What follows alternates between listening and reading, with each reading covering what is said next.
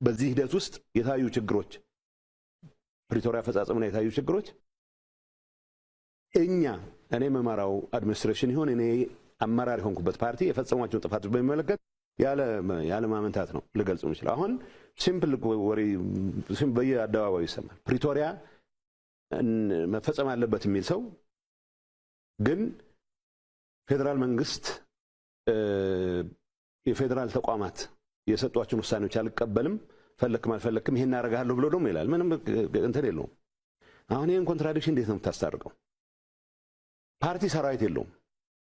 በቃ የህወሓት ሰራዊት ስለተባለ የህወሓት ሰራዊት ይዤ እቀጥላለሁ ሊሆን አይችልም። ኢንተርም አድሚኒስትሬሽን ሲቋቋም የዲዲአር ፕሮሰስ ሊያስፈጽም ነው። ዲዲአር ፕሮሰስ ሲፈጸም ግን የትግራይ መሰረታዊ ጥቅሞች ባስከበረ መልኩ ይሁን ነው። ይሄን በማስከበር ሂደት ፌል ያደረግናቸው ነገሮች አሉ።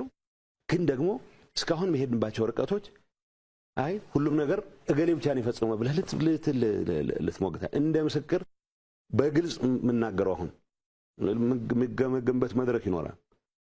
የሚገመገምበት መድረክ ላይ የፕሪቶሪያ ስምምነት መንፈስ መንግስት አፍርሷል ብሎ ሊሞግት የሚችል ሰው ፕሪቶሪያን የማይቀበል ነው። መንግስት የሚባል በምርጫ ያቋቋመው ነው። ያ ምርጫ ደግሞ ምርጫ ቦርድ ሳይወቅ በራሳችን ጊዜ ያደረግነው ምርጫ ነው።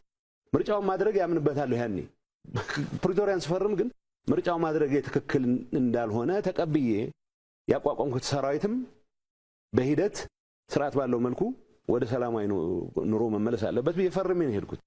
ወይ ይሄን ፊርማ መፈረም አልነበረብህም ብሎ የሚያምን ሰው ብቻ ነው አሁንም ሰራዊት ይቀጥላል ሊል የሚችለው። ያ ማለት የትግራይ ደህንነት የትግራይ ህዝብ ጸጥታ ሁኔታ ግምት ያስገባ የተስማማበት ስምምነት መፈጸም አለበት። መፈጸም የሚኖርበት ግን አንደኛው ወገን እዛ ጥግ ይዞ መንግስት አፍርሰህብኛልና ጥፋት ፈጽመህብኛል ይፎከር አይደለም። በቅን ልቦና ፕሪቶሪያ ተርሞች የትግራይን ህዝብ በሚያረጋግጥ መልኩ እንዲፈጸሙ የራሱ የድርሻውን በመወጣት ብቻ ነው።